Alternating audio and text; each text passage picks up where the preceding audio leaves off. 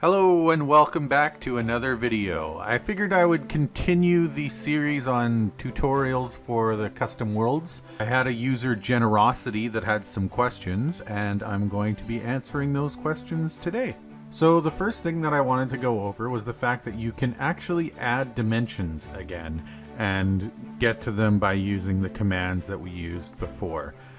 So for a while there it was a bug that you couldn't add any new dimensions, but they seem to have fixed that. So let's go ahead and create a new dimension. We're just going to call it caves. And then when you come down to the dimension that we've created, let's just stick with vanilla layered, and I'm using 8675309 as the seed. So we'll copy that into here and here. And we'll leave the generator settings, or actually we're going to change the generator settings to caves. And then dimension type where it says overworld, we have to change that because it can't be overworld because there's already an overworld. So what you do is here where it says the name, we type in the name of the dimension, and then you can change the settings as needed. So for our purposes, we're going to leave ultra warm to false, natural to true, shrunk to false. Piglin safe, let's keep that at true. And then respawn anchor, we will turn to true. Bedworks to true. And the rest I think we can just leave. Actually, let's give it an ambient light of 0.5. And the rest we're just going to leave. So then we can just copy these settings, and then I will paste them into a notepad document. And then remember, when we save, we hit save as.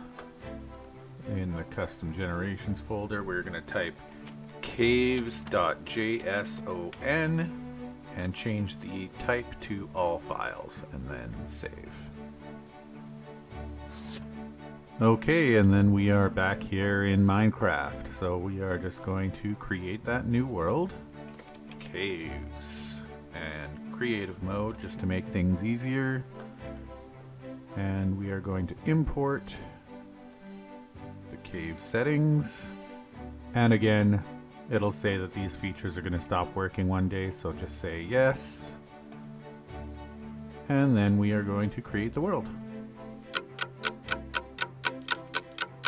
Okay, so once the world loads in, it's the same way to get back into your custom dimension that it was before. You type / execute in, choose the dimension, which is caves, and then run tp at p, and I'm just going to go tilde, tilde, tilde. I'm probably going to end up inside some rock or something. Look at that. I ended up inside some rock or something. Alright, so now we're just going to get out of this cave. And here we are. Alright, and we have mobs spawning, and it just looks like a general cave system. Oh, that's cool. It goes into a swamp over here. Very cool generation here. Okay, but let's get on to the questions. So, the questions that Generosity had were, does the Nether portal link up in the same way? So let's test that out right now. We're just gonna get obsidian and the flint and steel, and let's build ourselves a Nether portal.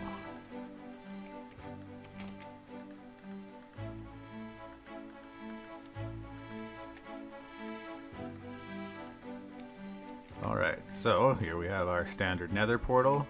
Let's light it up and see what happens. Not a whole lot. So in the custom dimensions, you can't even activate a Nether portal, so it won't do anything at all. So you can't get back and forth from the dimension that way. But there is one more thing that I want to try. The first thing I want to do is I want to set my spawn here. Okay, so now the spawn is set here, so if we die, we'll come back to this location, which that's good. It's a way of getting back here in one way. But the other thing you can do is this. So here we have end portal frames. Now, in order to construct an end portal in creative mode, you have to be facing outward, or you have to be standing inside the portal area when you place all the portal frames, and then on the outside when you're placing the Eyes of Ender.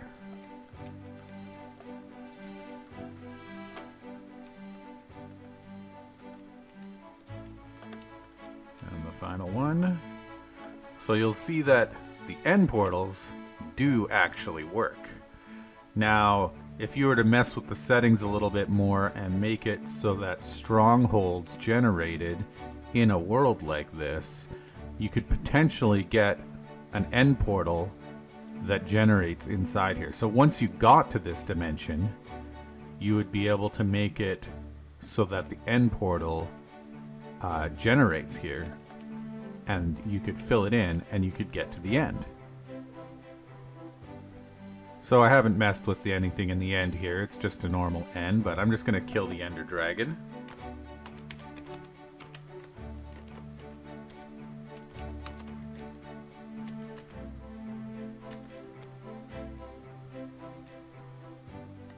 Okay, so the Ender Dragon is dead, and then we go through the portal, and what happens?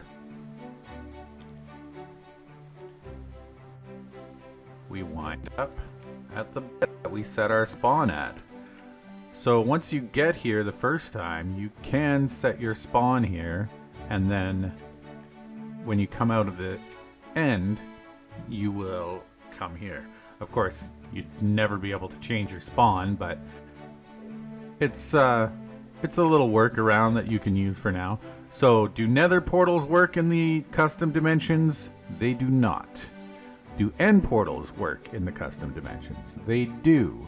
So it's up to you how you can combine that and which ways you want to make it work. But yeah, so that's the limitations and that's what you can do. But that's not the only questions that Generosity had, so let's get to some of the others. Okay, so the other question from Generosity is it possible to add specific blocks to the random generation of the world? So right now, there is only a very, very limited way that you can change the blocks. And in that, it would be under the generator settings. You have these two options here for default block and default fluid. So for default fluid, your only options are lava or water. Level 0 means that it's a source block, but you could change this to make it so that there aren't source blocks anywhere, which would mean that there's no water that you can pick up, so you actually have to irrigate things yourself. That could be an interesting thing. The other thing is the default block. So this one you want to be really careful with playing around in, because if you were to say make this blackstone, in fact, I tried this in one of my worlds, as I wanted to see if I could have a world that was just the overworld, but blackstone instead of stone. And it looked cool, but there was a problem with that. Ores only generate inside of stone in the overworld.